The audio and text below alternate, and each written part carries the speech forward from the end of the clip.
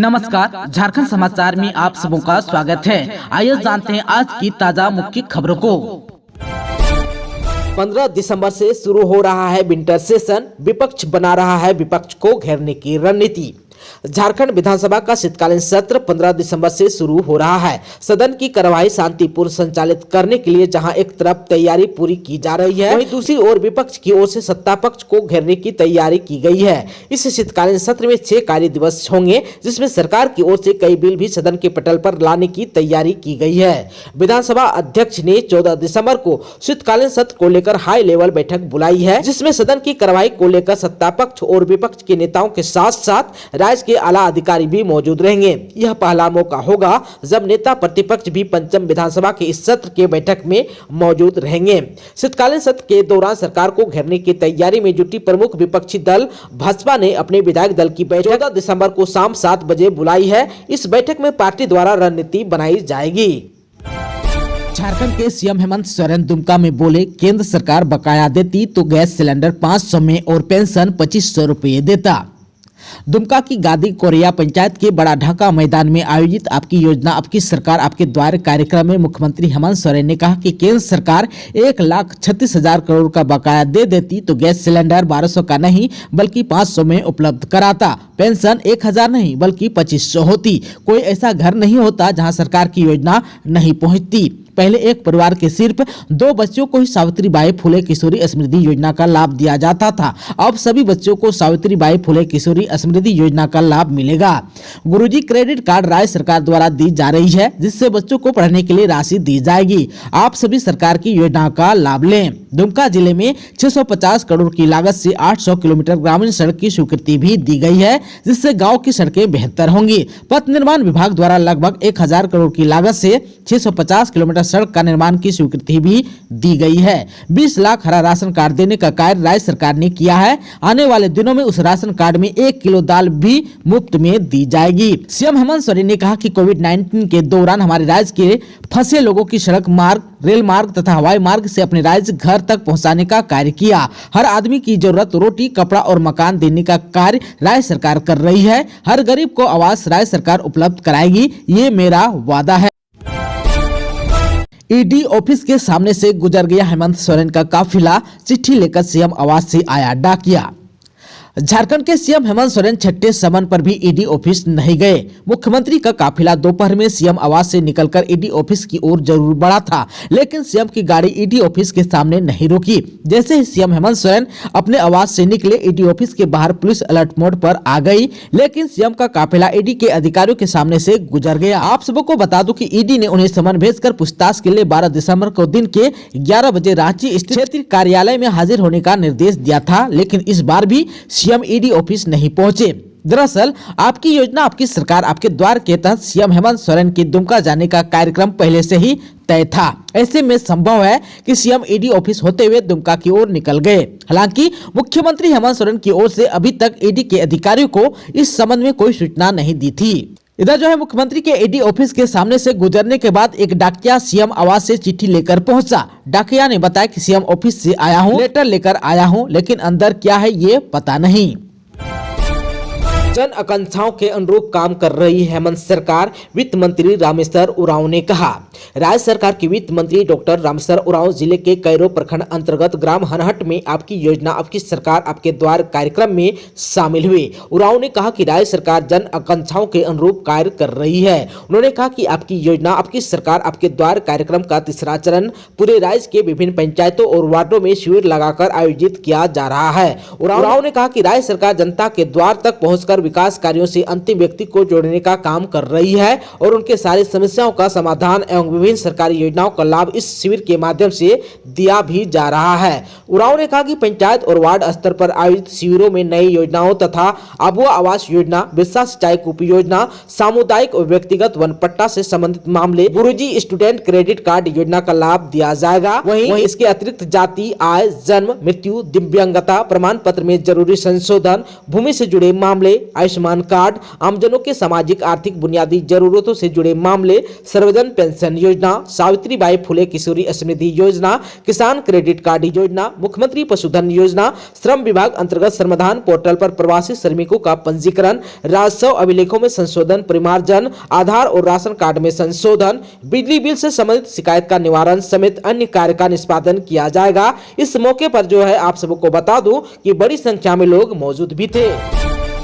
भगवान बिरसा मुंडा की जीवनी पर बन रही है फिल्म, केबीसी में अमिताभ बच्चन ने लॉन्च किया पोस्टर। भगवान बिरसा मुंडा की वीरता और संघर्ष पर बनाई जा रही फिल्म के पोस्टर की लॉन्चिंग महानायक अमिताभ बच्चन ने केबीसी के कार्यक्रम के दौरान की। बिग बी ने फिल्म का पोस्टर लॉन्च करते हुए अभिनेता सुशील कुमार को बधाई दी और कहा कि भगवान बिरसा मुंडा ऐसे महान क्रांतिकारी और योद्धा थे जिन पर फिल्म बनाया जाना बहुत ही कठिन है। उन्होंने भगवान बिरसा मुंडा पर फिल्म बनाए जाने पर काफी प्रसन्नता व्यक्त की। मालूम हो कि धरती अब्बा पर फिल्म बनाने की पूरी तैयारी भी पूरी कर ली गई है। साल 2024 के मार्च महीने में भगवान बिरसा मुंडा के गाँव उलीहातू से फिल्म की शूटिंग शुरू करने की बात कही गई है।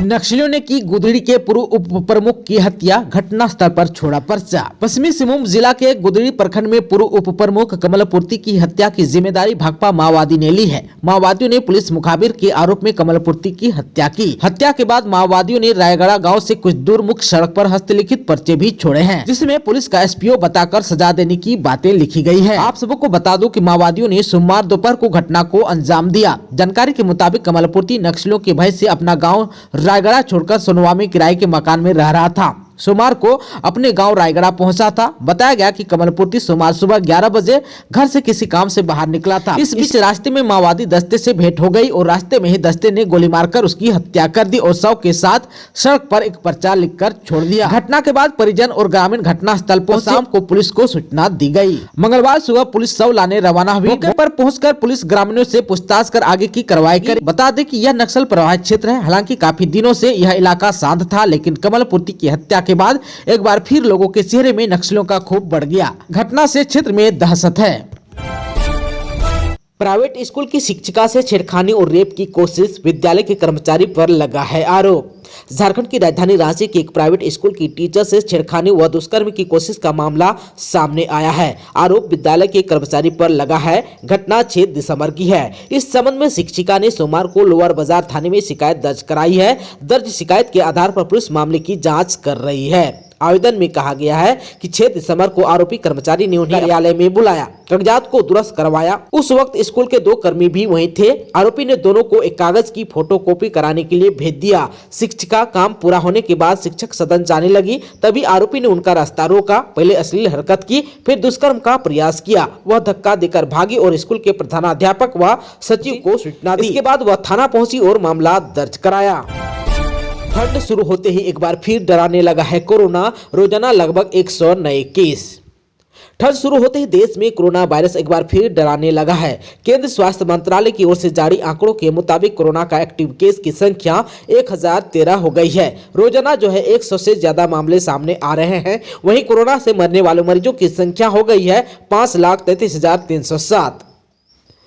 आप सबको बता दें कि केंद्रीय स्वास्थ्य मंत्रालय के आंकड़ों के अनुसार भारत में रविवार को 166 नए कोविड-19 मामले दर्ज किए गए, जिनमें कुल सक्रिय मामले 895 हैं। सबसे ज्यादा नए मामले केरल में सामने आए हैं। बेहतर झारखंड के लिए सबकी भागीदारी सुनिश्चित करेगी आजसू पार्टी, देवशरण भगत ने कहा। पार्टी के वरिष्ठ नेता डॉक्टर देवशरण भगत ने कहा कि केंद्रीय महाअधिवेशन आजसू पार्टी की सर्वोच्च बॉडी है, जहां नीतियां बनती है, भावी कार्यक्रम बनते हैं, संविधान में संशोधन भी किया जाता है और संगठन की केंद्रीय समिति और केंद्रीय पदाधिकारी को नया दायित्व दिया जाता है। बेहतर झारखंड बनाने के लिए सबकी भागीदारी सुनिश्चित आजसू पार्टी करेगी। डॉक्टर देवशरण भगत हरमू स्थित केंद्रीय कार्यालय में मंगलवार को पत्रकारों से बातचीत कर रहे थे। खुट्टी में पेड़ से टकराई कार, एक की हुई मौत। तरपा कर्रा रोड पर राय शिमला गांव के पास मंगलवार को सवारियों से भरी इक्को स्पोर्ट कार पेड़ से जा टकराई। इससे कार में सवार सुरेंद्र ठाकुर की मौत घटना स्थल पर ही हो गई, जबकि अन्य 5 लोग मामूली रूप से चोटिल हुए। जानकारी के अनुसार ओडिशा के राउरकेला निवासी सुरेंद्र ठाकुर अपने परिवार और रिश्तेदारों के साथ हजारीबाग जिले के विष्णुगढ़ से तिलक समारोह में भाग लेकर वापस राउरकेला लौट रहे थे। राय शिमला गाँव के पास सड़क पर आए एक वृद्ध को बचाने के चक्कर में कार पेड़ से जा टकराई। इससे सुरेंद्र ठाकुर की मौत हो गई, जबकि सुरेंद्र की पत्नी रायवती देवी, चालक अरुण कश्यप, राहुल ठाकुर, अज्ञासा ठाकुर और रूपा ठाकुर को हल्की चोटें भी लगी। आप सबको बता दूं कि घायलों को तुरपा के रेफरल अस्पताल में इलाज कराया गया। तुरपा थाना की पुलिस दुर्घटनाग्रस्त वाहन को थाना ले आई और शव को पोस्टमार्टम के लिए सदर अस्पताल खुट्टी भेजा गया। लोकसभा चुनाव में मोदी लहर में भी झामुमो ने जीती राजमहल सीट, विजय हंसदा ने लहराया परचम। झारखंड के संथाल परगना में लोकसभा की 3 सीटें हैं, राजमहल, दुमका और गोड्डा। वर्ष 2014 और वर्ष 2019 में जब पूरे देश में नरेंद्र मोदी की लहर चल रही थी, तब भी झारखंड के जिन सीटों पर भारतीय जनता पार्टी को जीत नहीं मिली, उसमें एक सीट है राजमहल। राजमहल लोकसभा सीट पर झारखंड मुक्ति मोर्चा यानी कि झामुमो के युवा नेता विजय हंसदा लगातार 2 बार से विजय पताका लहरा रहे हैं। संथाल परगना के दुमका और राजमहल लोकसभा सीट पर वर्ष 2019 में सबसे ज्यादा लोगों ने अपने मताधिकार का इस्तेमाल किया था। लोकसभा चुनाव में झारखंड में कुल 66.8015% वोटिंग हुई थी। दुमका के बाद राजमहल सबसे ज्यादा मतदान करने वाला दूसरा संसदीय क्षेत्र था। यहाँ 72.05% लोगों ने अपने मताधिकार का इस्तेमाल किया था। दुमका में यहाँ से ज्यादा 73.43% वोटर्स ने मतदान किया था। राजमहल संसदीय क्षेत्र में 6 विधानसभा सीटें हैं। पिछली बार चुनाव में कुल 2020 मतदान केंद्र बनाए गए थे। यहाँ एक मतदान केंद्र पर औसतन 720 मतदाताओं के नाम थे।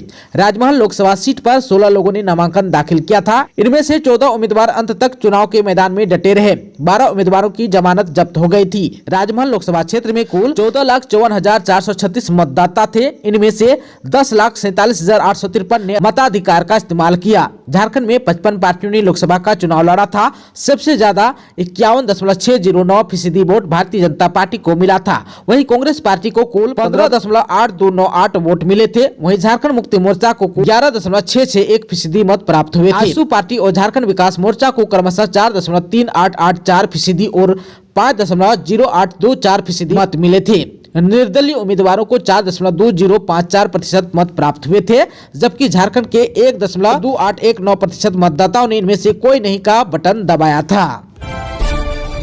दोस्तों, अभी तक आपने चैनल को सब्सक्राइब नहीं किया है तो प्लीज चैनल को सब्सक्राइब कर बेल आइकन को प्रेस कर दीजिएगा, ताकि खबरों का अपडेट आपको मिलता रहेगा।